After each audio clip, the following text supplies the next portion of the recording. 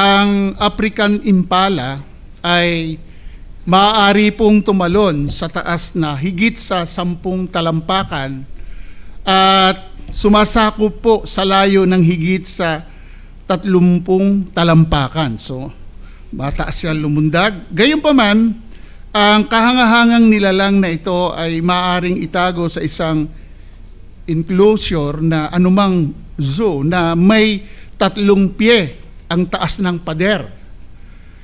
Hindi lulundag ang mga hayop na ito kung hindi nila makita kung saan babagsak ang kanilang mga paa. Ang pananampalataya ay ang kakayahang magtiwala sa hindi natin nakikita. At sa pamamagitan ng pananampalataya, tayo ay napalaya mula sa mahina na mga kulungan ng buhay na tanging takot lamang ang nagpapahintulot sa atin na malinlang. Binanggit ko po ang bagay nito sapagkat may bahaging may kaugnayan po sa pananampalataya. Ang pananampalataya po, at ayon din po sa Hebrew chapter 11 verse 1, ang pananampalataya na maaaring maniwala sa mga bagay na hindi nakikita ay pananampalatayang alam natin, ito po ay biyayang kaloob lamang ng Diyos. Alam po natin yan.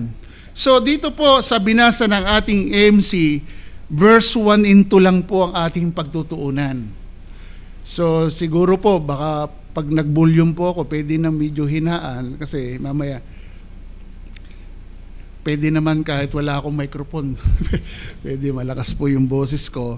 Okay, maliwanag po na sinulat ito bago si Pedro ay mamatay noong AD 60. Tingnan muna natin yung background. At yung 2 Peter po ay maaring isinulat sa parehong tagapakinig. Doon po sa 1 Peter na mga Kristiyanong nakakalat sa iba't ibang lugar sa pamamagitan po ng persecution.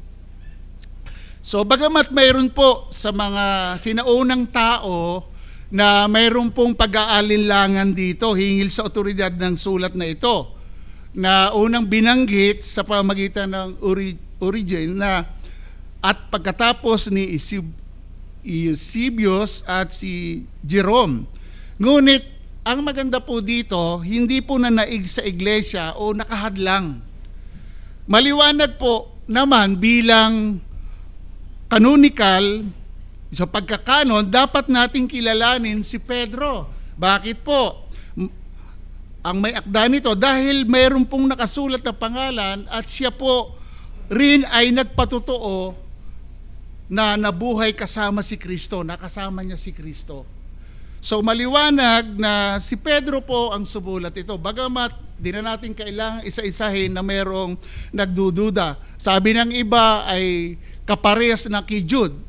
Pero maliwanag po na si Peter, sinulat ni Peter ang liham na ito upang hikayatin ng mga Kristiyano na isabuhay ang layunin ng kanilang buhay kay Kristo. Binabalaan po niya ang mga mambabasa na mag-ingat sa mga guro na nagsasabing sila po ay mananampalataya ngunit nagpapakita ng maling bersyon ng Kristyanismo. At nanawagan po si Pedro sa lahat ng Kristiyano na masigasig, na magbantay at magbigay o maghintay sa pagbabalik ng ating Panginoon. So sa konteksto naman po ng kabanata, ang sulat pong ito ay 2 layunin. Ang patibayin ang mananampalataya at pag-asa sa pagbabalik ni Kristo at magbabala laban nga po sa mga bulaang guro. So sinimulan ni Pedro ang kanyang liham sa pamamagitan ng paghimok po, pag-anyaya sa mambabasa na yung mga Kristiyanong mambabasa na ito na huwag maging di produktibo sa kanilang kaalaman tungkol kay Jesus. Sa halip po, mga kapatid, dapat silang sikaping idagdag ang lahat ng katangian ni Kristo sa kanilang buhay. So pagkatapos po ay nagsimulang maglagay si Pedro ng foundation upang suportahan ang kanyang pag-atake sa mga huwad na guro sa iglesia. So ipinakikilala rin niya ang mga ideyang sumusuporta sa kanyang declaration na ang araw ng Panginoon ay talagang darating. Makikita natin kung babasahin natin itong 2 Peter. At gagamitin din po niya yung sa mga sunod na kabanata, ang background ng unang kabanata upang suportahan ang argumento dito. Ang chapter 2 kasi patungkol sa mga bulaang guro. So mga kapatid, siguro maganda sa umagang ito ang ating pag-usapan ay tungkol po sa the abundance of grace and peace to the recipients. Ang pagsagana ng biyaya at kapayapaan sa mga tumanggap. Kung ikaw ay mananampalataya, nagpapahayag ka ng pananampalataya kay Kristo, ikaw ay tumanggap nito. So sa mga hindi pa tumatanggap nito, maintindihan mo yung masaganang biyaya ng Diyos at kapayapaan sa harapan ng Diyos. Kaya ang mensahe ko po sa umagang ito mga kapatid, ang paglago ng mga Kristiyano sa pananampalataya ay hindi nakabatay sa sariling paraan, kundi sa masaganang biyaya ng Diyos na may pag-iingat. So mahalaga po yun. Ulitin ko, ang paglago ng mga Kristiyano sa pananampalataya ay hindi nakabatay sa sariling paraan. Alam natin yan, kundi sa masaganang biyaya ng Diyos na may pag-iingat. So mga kapatid, ang mga salita po ay nakadirekta sa mga Kristiyanong nakakalat sa iba't ibang lugar sa pamamagitan ng pag-uusig. Binanggit natin yan kanina. Ang 2 Pedro po ay walang alinlangan na isinulat sa mga mananampalataya. Ngunit ang focus po ni Pedro ng partikular na liham na ito ay hindi ang pag-uusig mismo, gaya ng binanggit sa unang aklat. So, sa halip, si Pedro po ay nagsimula sa pamamagitan ng pagtugon. Pagtugon niya sa isang isyo na nananatiling focus ng iglesia hanggang ngayon. Sa ating panahon, tayong mga mananampalataya ay maging produktibo, maging mabunga, at epektibong mga lingkod ng Diyos sa pamamagitan ng ating kaalaman tungkol sa Kanya, kay Kristo. Kumbaga gusto ipakita ni Pedro na walang Kristiyano, walang nakakakilala sa Diyos sa pamamagitan ng pananampalataya kay Jesus ang hindi maaaring walang pakikibahagi sa makadiyos na pamumuhay. Kung saan tayo tinawag, alam natin yan. Sa pamamagitan ng biyaya ng Diyos, lahat ng nagtiwala kay Kristo ay ginawang katuwang o kabahagi sa kalikasan at layunin ng Diyos. Kaya mga kapatid, dalawang bagay ang gusto kong pag-usapan natin ngayong umaga. Pinaka main point, yung the precious faith received, ang mahalagang pananampalataya na natanggap. Then ikalawa po, the righteousness of God in Christ. Mga konektado po yan, ang katuwiran ng Diyos kay Kristo. So mga kapatid, ang mahalagang pananampalataya na natanggap, ang liham pong ito ay maliwanag gaya ng ating sinabi kanina na isinulat sa parehong mga tao gaya ng nauna, at yun din po ay nilayo na yakapin ang marami na nagmula sa Gentiles. Mabasa natin yan sa 1 Peter chapter 1 verse 1. Ang apostol po ay tinutugunan silang lahat, ano man ang kanilang pinagmulan, bilang mga binigyan ng pananampalataya at sa lahat ng aspeto ng buhay. So tingnan natin unang-una, doon sa main point, pinaka-subpoint po natin, mahalagang pananampalataya. Ang sabi po sa verse 1, pansinin nyo mga kapatid, si Simon Pedro, alipin at apostol ni Kristo, sa mga tumanggap, take note ha, sa mga tumanggap ng mahalagang pananampalataya, naggaya ng sa amin sa pamamagitan ng katuwiran ng ating Diyos at tagapagligtas na si Kristo. Yun munang tumanggap. Yung mahalagang pananampalataya. Ano ba ito? Precious faith. Mahalagang pananampalataya. Bakit ito napakahalaga? So, mahalagang pananampalataya. Ito po ay pananampalataya na nagkakahalaga ng malaking halaga. Ang salitang mahalaga po ay literal na nangangahulugan ng halaga, ng malaking halaga, mahal at hindi ginamit sa mababang kahulugan mga kapatid. Kung saan ito po ngayon ay ginagamit nung ginawa ang pagsasalin. Kaya nabanggit ni Peter na napakahalaga ng pananampalatayang ito. Ang pananampalataya pong ito, mga kapatid, ay dapat na walang katapusang halaga. Dahil ang kaloob na ito ay nakaugnay kay Kristo sa pamamagitan ng kanyang dugo sa Ebanghelyo. Naka-connected po ito sa gospel. So mga kapatid, ang mahalagang pananampalatayang ito ay dapat na walang katapusan. Halaga dahil ito ang mismong kasangkapan kung saan ang kaluluwa ay naligtas tungo sa buhay na walang hanggan. Bakit po? Ito yung paraan o kasangkapan ng Diyos upang matanggap ng kanyang mga tao o ng hinirang ang buhay na walang hanggan. Di ba? Para sa nabanggitin natin ng John 3:16, gayon na lamang ang pagsinta ng Diyos, pinagkaloob niya kaysa isang bugtong na anak, ang sino mang sumampalataya sa Kanya ay hindi mapahamak, kundi magkaroon ng buhay na walang hanggan. Konektado kay Christ. Ito ang sinasabi nating saving faith o nakaliligtas na pananampalataya. Maraming pananampalataya ang nadidinig natin sa mga tao. But iba ang tinuturo ng Scripture. Mayroong tinatawag na nakapagliligtas na pananampalataya. Sana mayroong ka noon o kung wala, hingin mo ang awa ng Diyos. So, ito ay kaloob ng Diyos sa pamagitan ng pakikinig ng Ebanghelyo. Napakahalaga po ng pakikinig ng Ebanghelyo, mga kapatid. Dahil ang Ebanghelyo ang kapangyarihan ng Diyos. Kapag pinapakinggan mo ang tungkol sa kamatayan ni Kristo at muling pagkabuhay, nandun ang power ng Diyos para bigyan ka ng buhay sa espiritual na kamatayan at pagbigyan ka ng buhay sa espiritual, doon ka magkakaroon ng kamalayan, magkakaroon ka ng pananampalataya at makikita mo ang sarili mo na ikaw ay isang makasalanan sa harapan ng Diyos na hindi karapat-dapat sa kaligtasan ito. Pero grabe ang masaganang biyaya ng Diyos. So, mga kapatid, sabi po ni Aidan Clark, tulad ng mahalagang pananampalataya, ay hindi nagsasalita sa katotohanan na ang mga Hudyo at mga Hintil ay nagtamasa ng parehong pananampalataya at sa makatuwid ay ang parehong mga benepisyo mula kay Jesus pinagkaloob ng Diyos sa inyo mga Hintil na sumasampalataya ang parehong pananampalataya at kaligtasan na ibinigay niya sa atin mga Hudyong sumampalataya. Kaya nga po sinabi ng Biblia, wala nang pagkakaiba sa Hintil at Hudyo. Kasi isang pananampalataya ang tinanggap.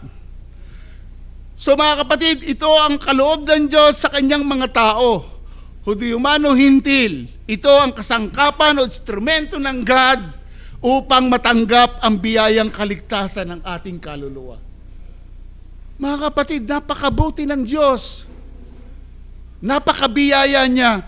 Ang mahalagang pananampalataya na ito ay hindi karaniwan sa lahat ng tao. Marami nga pong tao nagsasabi, ako naman nananampalataya kay Kristo. Ano ang tunay ng kanilang pananampalataya? Dahil sila'y iniingatan, dahil sila'y pinagpapala, dahil sila'y pinapagaling. But yung saving faith, kakaiba po. Kaloob ito ng Diyos. Ang saving faith talaga maghahati dito sa buhay na walang hanggan. At iyon ang pinakamahalaga. So, ang pananampalatayang ito ay hindi sa paraan natin o nagmula sa atin, kundi ito'y kaloob ng Diyos. Maliwanag yan sa Ephesians chapter 2 verse 8 to 9. Wala tayong ipagmamalaki.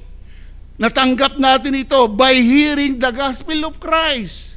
Kaya mahalaga, sabi ko kanina, mahalaga po yung pakikinig. Kaya kung mayroon nangangaral tungkol sa Ebanghelyo ni Kristo, makita natin ang ating sarili kung bakit pinaparinig sa atin sapagkat si Kristo ang tugon, ang sagot sa kalagayan ng isang taong makasalanan sa harapan ng Diyos para siya ay maligtas.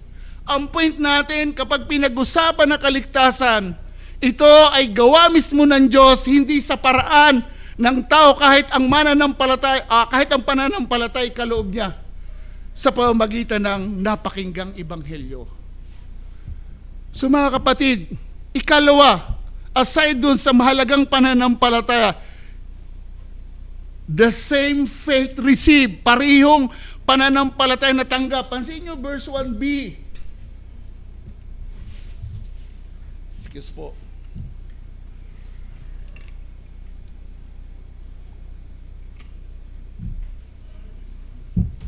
Pansinin nyo mga kapatid.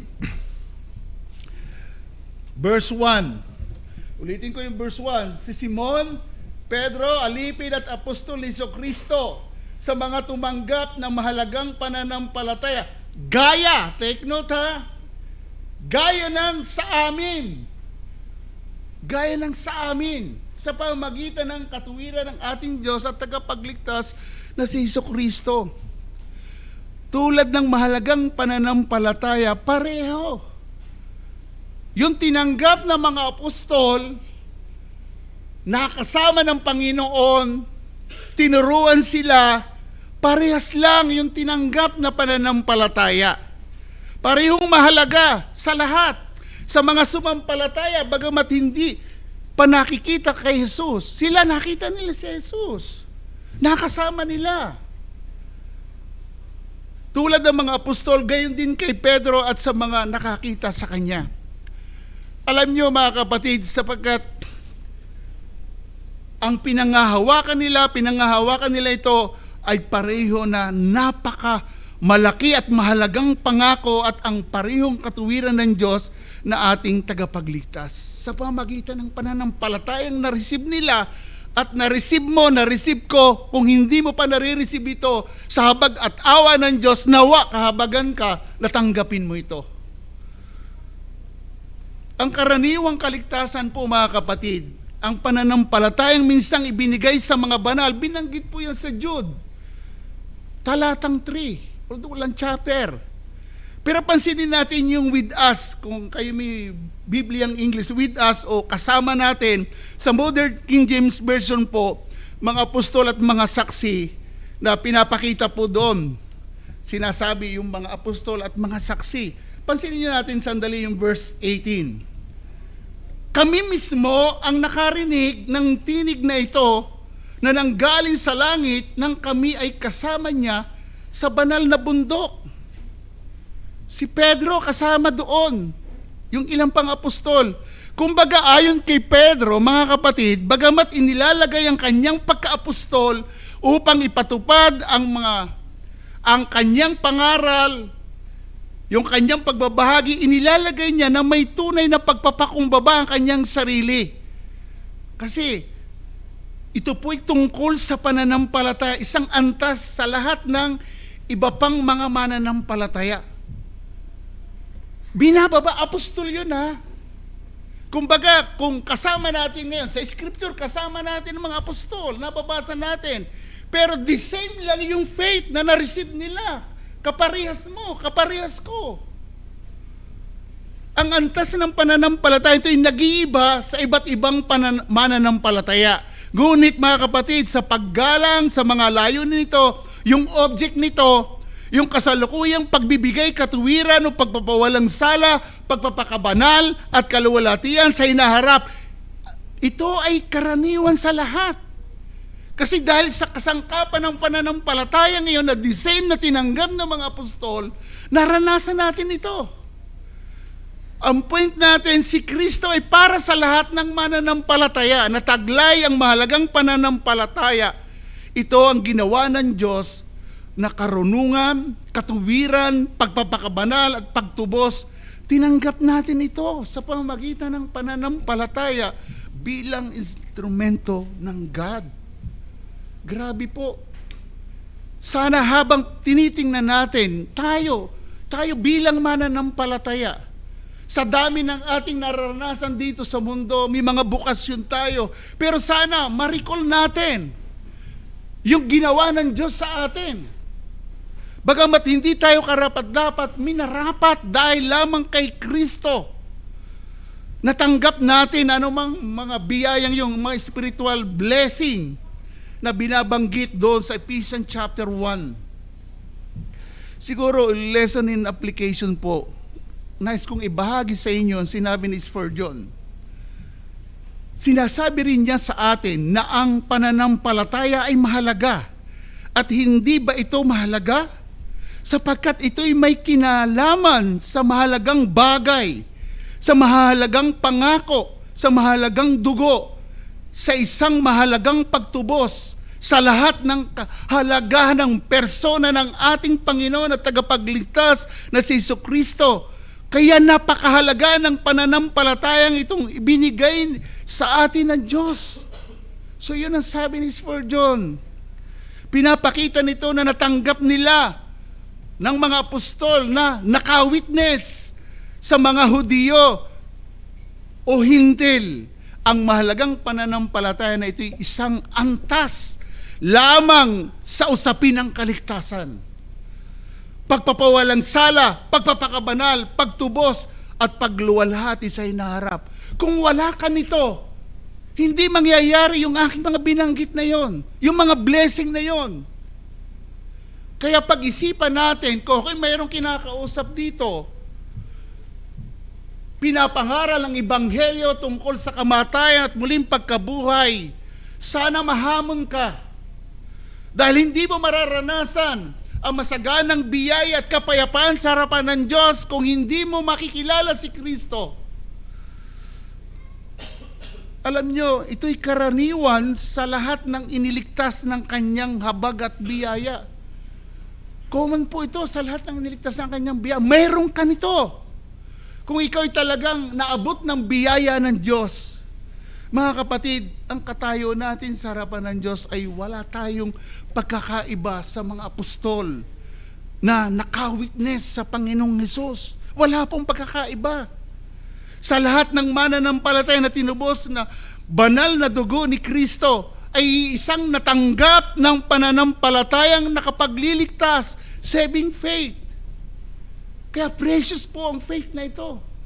Kumbaga si Peter may right na sabihin, parehas lang, gaya ng aming tinanggap. Bagamat ito po yung nagkakaiba nga po sa antas ng pananampalataya, paglago, ngunit sa paggalang sa layunin ng pagligtas ng Diyos, tiyak mula sa kapahamakan tungo sa walang hanggang buhay. Common ito sa lahat ng tunay na mananampalataya. Kinakabit natin yung tunay kasi po may peking mananampalataya. Ang mahalagang pananampalatayang ito, saan ito nakabatay? Second, the righteousness of God in Christ. Ang sabi po sa verse 1c, ulitin ko verse 1, si Simon Pedro, alipin ni apostol ni Jesucristo, apostol ni Jesucristo, sa mga tumanggap na mahalagang pananampalataya gaya ng sa amin sa pamamagitan ng katuwiran ng ating Diyos at tagapagligtas na si Jesucristo. The righteousness of God at sa ating Panginoong Jesucristo. Yung precious faith na ito, connected in the righteousness of God. Hindi po pwedeng hindi nakakonekta ito. Ang kahalagahan ng pananampalataya, ang pagtamo natin nito ay sa pamamagitan ng katuwiran ni Kristo. Maliwanag po yung sinasabi ni Peter. Yung true dito o sa pamamagitan, ang isang artikulo sa parehong pangalan ay nangangailangan. Ang katuwiran niya, nakaagad na ating Diyos at ating tagapagligtas. Konektado dito mga kapatid. Si Pedro ang nagpapatunay sa patutuo ni Pablo sa parehong iglesia na nagpatibay ng inspiradong parirala ni Pablo. So mga kapatid, ang plano ng Ebanghelyo, tungkol sa Ebanghelyo ay naglalahad ng katuwiran ng Diyos. Na siyang katuwiran ni Kristo na pinakamaliwanag, pinakamaliwanag na liwanag.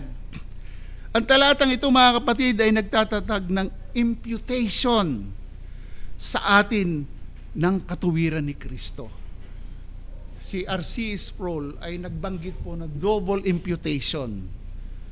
Yung kasalanan natin na impute kay Christ, but the righteousness of God na impute sa atin, imputed to us. Grabe po. Ngayon kung titingnan natin sa mga talata sa Biblia, Isaiah 42 verse 21, Jeremiah 23 verse 6, Roma chapter 3 verse 22, Roma chapter 4 verse 6, Roma chapter 10 verse 4, at 1 Corinthians chapter 1 verse 30. Sa mga aklat na ito, sa talatang tinutukoy, katuwiran. Katuwiran ng Diyos, katuwiran ng Panginoon. Pero dahil kay Kristo, tinanggap natin yon. Ang pananampalataya ay mayroong saklaw nito bilang elemento nito. Ang Diyos po ay nasa pagtubos na matuwid at sa parehong oras ay isang tagapagligtas. Iyon po. Kaya tama po sinabi ni Pablo sa 2 Corinthians 5:21. Ganito po ang pagkabanggit, para sa ating kapakanan, for the sake of us, ginawa niya siyang kasalanan na hindi nakakaalam ng kasalanan. Upang ano? Upang sa Kanya tayo'y maging katuwiran ng Diyos. Pero pwede ba tayo maging katuwiran ng Diyos? Hindi tayo'y makasalanan. Pero dahil po kay Kristo na hindi nakakilala ng kasalanan, ginawang may kasalanan, ano ang purpose? Para tanggapin natin yung pagiging matuwid sa harapan ng Diyos, maging katuwiran tayo ng Diyos sa pamamagitan ni Kristo. So ang kasiyasiyang karapat-dapat na katuwiran at pagsunod ni Kristo ay nagbibigay po ng pananampalataya ng lahat ng halaga at kahalagahan nito, mga kapatid. Ang pananampalataya ay hindi ibinigay sa katuwiran. Yung pananampalataya hindi po ibinigay sa katuwiran, kundi katuwiran sa pamamagitan ng pananampalataya. Magkaiba po yun.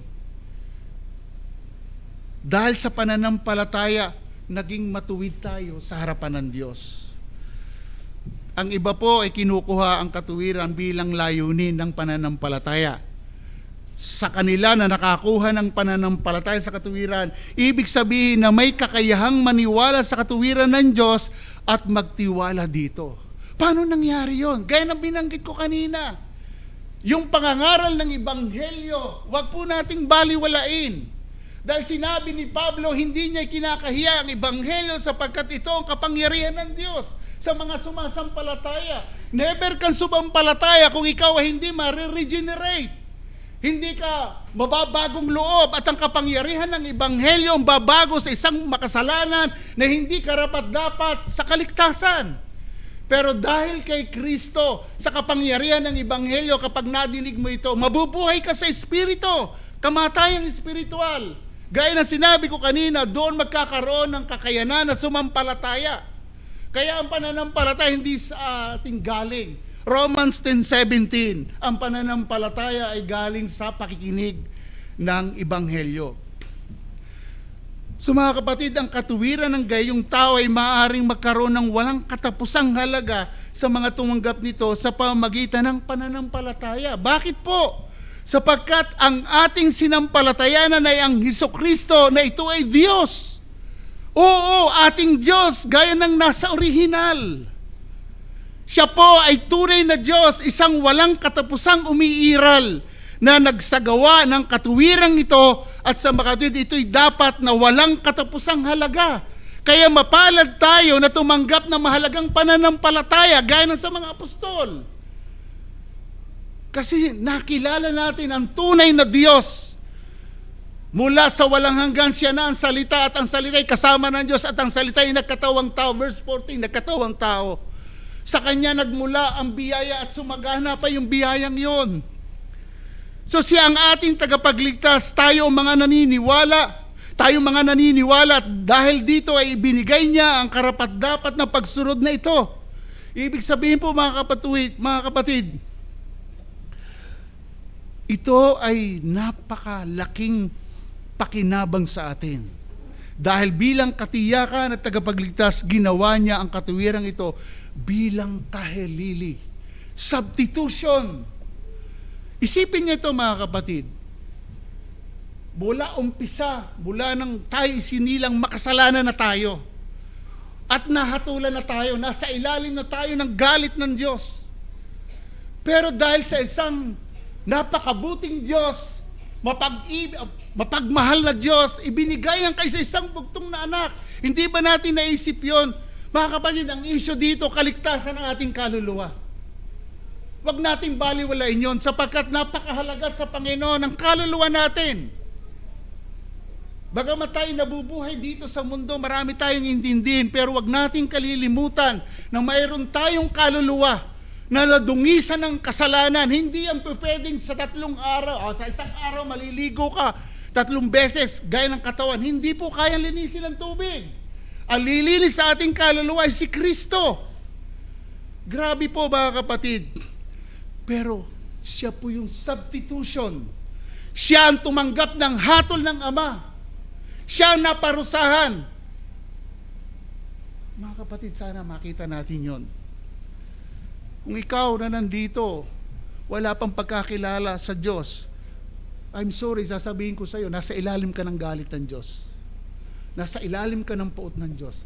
Ang sabi sa John 3:36, ang sumasampalataya sa Kanya ay may buhay na walang hanggan. Ngunit ang hindi sumusunod ay hindi makakaroon ng buhay. Manapay, mananatili sa Kanya ang galit ng Diyos, ang puot ng Diyos. By status, yun ang tao. Pero dahil mayroong Kristo na siyang kahalili, siya ang naparusahan, sana makita mo yun, sampalatayanan mo yun. Kaya maliwanag ang pananampalatayang ito'y nakaugnay sa katuwiran ng Diyos sa pamamagitan ni Kristo. Kasi siya po yung kahalili, sapagkat siya ang may akda nitong pananampalataya at magpapasakdal nito. Palasak sa atin ang Hebrew chapter 12 verse 2, tumingin kay Jesus na may akda at tagapagligtas ng ating pananampalataya, na dahil sa kagalakang inilagay sa harapan niya ay nagtiis ng krus. Grabe, isipin natin yun, nagtiis po siya. Naalala ko ang asawa ko, pag kami nagkukwentuhan, patay na po siya, pero naalala ko lang, sabi niya, pag pinag-usapan ng krus, naluluha pa rin ako. Lagi niyang, pag kami nagkukwentuhan tungkol sa krus ni Kristo, tumutulo ang luha niya. Sumalalim po ang tingin niya sa krus. Kasi siya po ang naparusahan. Siya po yung kahalili natin. Ikaw, ako, tayong lahat. Ngayon, ang tanong, gaano mo pinapahalagahan ang pagliligtas sa iyo ng Diyos? Hindi alintana ang kahiyan. Alam nyo, nung mag-report po ako sa Bible School, ang natapat po sa akin na yung tungkol sa pagpapako kay Kristo.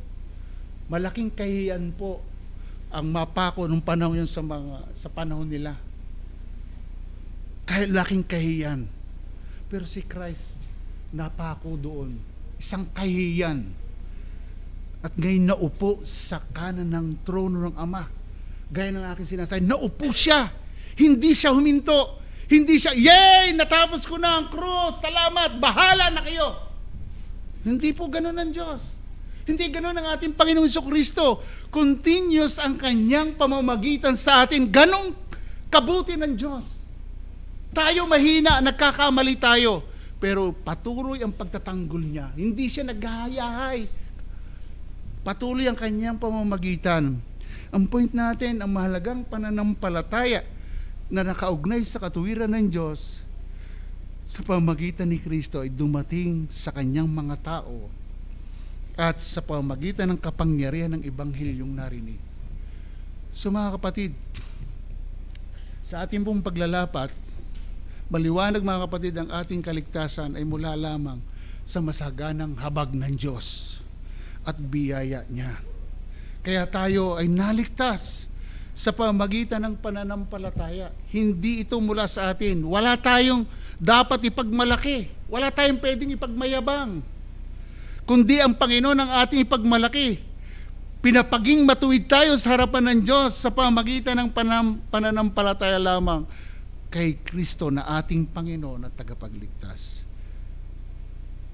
Panghuli po na subpoint, grace and peace through the knowledge of God in Christ Jesus. Ayon sa verse 2, sumagana nawa sa inyo ang biyaya at kapayapaan sa pagkakilala sa Diyos at kay Jesus na Panginoon natin. Ayon kay Pedro, tayong lahat na mananampalataya na tumanggap na napakahalagang pananampalatay, sumagana sa atin ang biyaya at kapayapaan sa ating pagkakilala sa Diyos. At yun naman po ay experience natin, na-notice natin, napakaraming biyaya na pinagkaloob sa atin. Sumagana po ito sa ating mga mananampalataya. Ayon po kay David Guzik, ang biyaya at kapayapaan ay sumagana sa inyo. Pinapahiwatig ni Pedro ang biyaya at kapayapaan, ang dalawang pinakamahalagang kaloob ay nasa atin sa pagkakilala sa Diyos at kay Jesus na ating Panginoon. Sa pagkakilala natin sa Diyos, natatamo natin ang mahalagang pundasyon para sa kaligtasan at pamumuhay. Ang pundasyon natin si Kristo. Tama, ang pundasyon ng ating kaligtasan ay si Kristo dahil tayo sumampalataya sa Kanya. Pero hindi pwedeng walang ebidensya. Pamumuhay. Magkasama po yun. Hindi pwedeng walang ebidensya. Pamumuhay sa kabanalan. Walang bagong paniwala o karagdagang pagpapalaki ng nakapagliligtas na kaalaman, kundi ito'y nagdudulot ng mga biyaya at kapayapaan sa ating buhay. Yun po, sasagana at sasagana sa atin. Lahat ng biyaya na tinataglay ng tao ay dumaraan sa pagkaunawa at pagkakaiba ng taas sa Kristyanismo ay lumalaki o lumalago mula sa iba't ibang antas ng kaalaman. Di man pare-parehas, pero lalago at lalago. Ang biyaya at katotohanan ay dumating sa pamamagitan ni Jesucristo. Maliwanag po yan sa John chapter 1 verse 17. Sapagkat ang kautusan ay binigay sa pamamagitan ni Moises, ang biyaya at katotohanan ay dumating sa pamamagitan ni Jesucristo. Grabe. Kaya mapalad ka, nakakilala mo ang kaisa-isang tagapagligtas. Kung hindi mo makikilala ang kaisa-isang tagapagligtas na sinugo ng Ama, walang biyayang darating sa iyo. Walang kapayapaan. Anong kapayapaan ang tinutukoy dito? Hindi ito something na pupunta ka sa isang lugar na matahimik. Hindi. Magkakaroon ka ng kapayapaan sa Diyos kung makikilala mo si Kristo, sapagkat may aalis ka sa tiyak na hatol doon sa impyerno, sa kaparusahan. Yun ang kapayapaan natin. Sino mang sumampalataya sa Kanya ay ma-justified. Romans chapter 8 verse 1. Tayo po ay wala na sa kahatulan sa mga sumampalataya. Pero ang tanong, ikaw, sinampalatayanan mo ba si Kristo? Tanungin mo ang iyong sarili. Makipag-usap ka sa Diyos. Kailangan mong makilala si Kristo. Kung ikaw ay bagong tagapakinig ngayon, huwag mong isipin kung mayroon pang ibang tagapagligtas. Huwag ka na mag-isip. Iisa lang at sinugo ng Ama, si Kristo. Ang point natin, lahat ng ito'y tinanggap sa pamamagitan ng mahalagang pananampalataya na mula sa Kanyang biyaya at kahabagan. Yung masaganang biyayang yon na si Kristo. So siguro yung lesson in application natin na ang kaalaman ng Diyos at sa pamamagitan ng ating Panginoong Jesucristo ay natatanging paraan ng pagpaparami ng biyaya at kapayapaan sa ating mga puso. Pansinin niyo yung John chapter 1 verse, I think verse 16. Sandali lang po, silipin natin.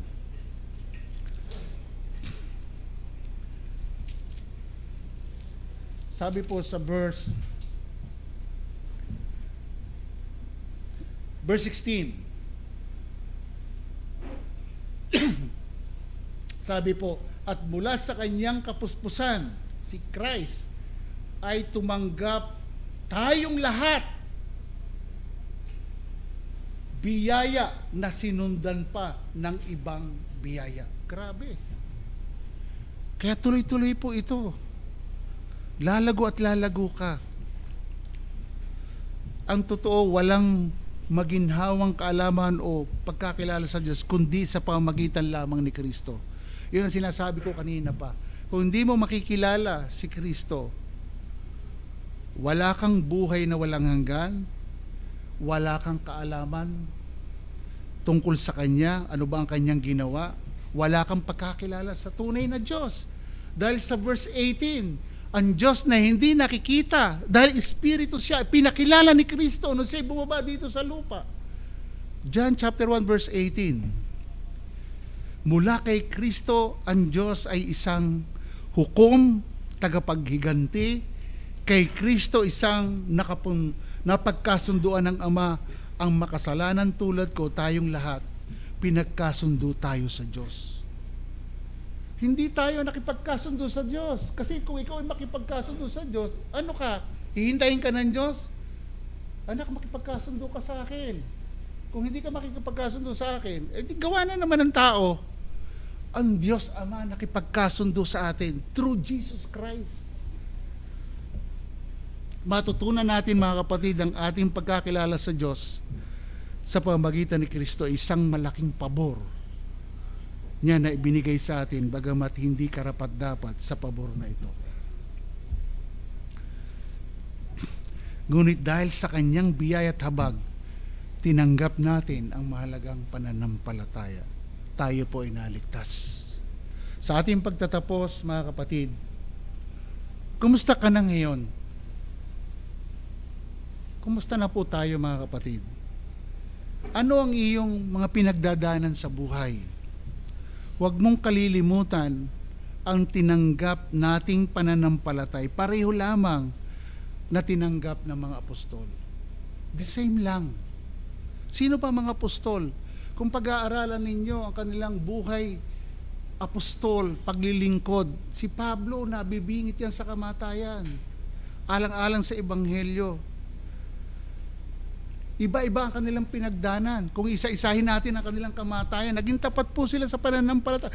Si Paul po at si Peter, gusto ko i-share sa inyo, parehong martyr sa Roma noong mga 66 AD sa panahon ng pag-uusig sa ilalim ni Emperor Nero. Si Paul po ay pinugutan ng ulo dahil sa pananampalataya. Si Pedro ay pinako sa krus ng patiwarik sa kanyang kahilingan dahil sa pakiramdam niya ay hindi siya karapat-dapat na mamatay sa parehong paraan ng kanyang Panginoon. Inamin niya hindi karapat-dapat. Pinili niya yun, yung patiwarik. Kaya tama si Pablo, may right siyang magsabi sa kanyang sulat, huwag kayo manlupaypay, maging matatag kayo, lumago kayo sa pananampalataya. Lumago kayo sa pagkakilala sa Diyos. Verse 8 ang sabi, kung walang paglago sa pagkakilala kay Kristo, walang kabuluhan ang pagkakilala ninyo. Habang lumalago tayo sa pagtitiwala, lumalago din tayo sa pagiging mapagkakatiwalaan. Totoo po yun. Ipagkakatiwala ng Diyos ang higit pa sa atin at mas magtitiwala din ang mga tao sa atin. Mga kapatid, mas magiging madali din tayong magtiwala sa iba dahil ang ating pagtitiwala sa Diyos ay higit na higit ang ating kawalan ng tiwala sa ibang tao. Parang ganito yan eh. Pag ayos ka sa Diyos, ayos din sa lahat ng tao. Magiging maayos. Kasi sasamahan ka ng Panginoon. Ang ganitong pagtitiwala o pananampalataya gumagana upang patatagin ng iglesia ang komunidad ng Espiritu. Babala po ang kawalang pagkakilala sa Diyos sa pamagitan ng ating Panginoong Hesus. Wala siyang mahalagang pananampalataya sa pamagitan ng katuwiran ng Diyos. Binanggit ko yan kanina. Meaning walang biyaya at kapayapaan sa harapan ng Diyos, kundi mananatili ang puot at kahatulan sa Kanya ng Diyos. So sa mga gusto kong i-challenge ulit, yung mga wala pa sa Panginoon, kung ako may kinakausap dito. Yes, mabubuhay tayo dito sa mundo. Gumaganap tayo ng ating mga bukasyon. Marami tayong iniintindi. Marami tayong kinakaharap sa buhay. Ang tanong, hindi may iwasan, darating ang panahon na aalis tayo dito sa mundo. Ang tanong, ang kaluluwa mo, hindi ka ba nagpapasalamat sa Panginoon sa kabila na tayo dapat parusahan, pero mas pinlano ng Diyos na bumaba siya dito sa lupa, nagkatawang tao, isang tagapagligtas, para ikaw, ako, tayong lahat ay abutin. Bakit po? Mahalaga po ang kaligtasan. Yes, marami tayong problema, marami tayong kinakaharap, pero sana bilang mga mananampalataya, mas pagyamanin natin ang buhay Kristiyano. At kung wala ka, hingin mo ang awa. Kung wala ka sa Panginoon, hingin mo ang awa sa Kanya. Lumapit ka sa Kanya. Sapagkat ang Panginoong Hesus nag-aanyaya, sino mang napapagal at nabibigtang luba, lumapit sa Kanya. Sinasabi ng Biblia, sumampalataya sa Panginoong Hesus. Sinabi rin ng Biblia, lahat ng tao pinag-uutos ang magsisi sa kasalanan. Mga kapatid, pag-isipan po natin ito habang tayo nabubuhay dito sa mundo. Paiksi ng paiksi ang buhay natin dito sa mundo. Pero anong ginagawa mo bilang mananampalataya? Anong ginagawa mo bilang walang pagkakilala sa Panginoon? Maglaan ka ng panahon sa Diyos. Pagpalain tayo ng Diyos. Lahat ng kaluwalhatian at pasasalamat ay sa Diyos lamang. Tayo po'y manalangin. Ama, salamat po sa umagang ito. Salamat po sa inyong mga salita na maaring ito sa iba'y paalala, sa iba'y pagtuturo, sa iba'y paghamon. Panginoon, ikaw po ang nakakakilala sa amin. Pangunahan niyo po ang bawat isa sa amin. Batid niyo ang aming lifestyle bilang Kristiyano o bilang wala pa sa inyo o bilang dumadanas ang iba't ibang problema. Pero alam po namin, ikaw ang mabiyayang Diyos, masagana at mahabagin. Tulungan niyo po kami sa anumang sitwasyon ng aming buhay. Purihin po kayo. Nawa mas lalo naming pahalagahan ang tinanggap naming napakahalagang pananampalataya na ito'y galing lamang sa inyo. Pahalagahan po namin ito sa anumang sitwasyon ng aming buhay, gaya ng mga apostol na pinagdanan nila bilang mga apostol mo, bilang mga lingkod mo. Kami po, bilang mga iniligtas mo, maaring marami kaming pinagdadanan sa buhay. Tulungan kami, Panginoon, na isustain kami ng inyong biyaya sa pamagitan ni Kristo. Ito po ang aming dalangin sa pangalan ni Jesus. Amen. Para po sa uling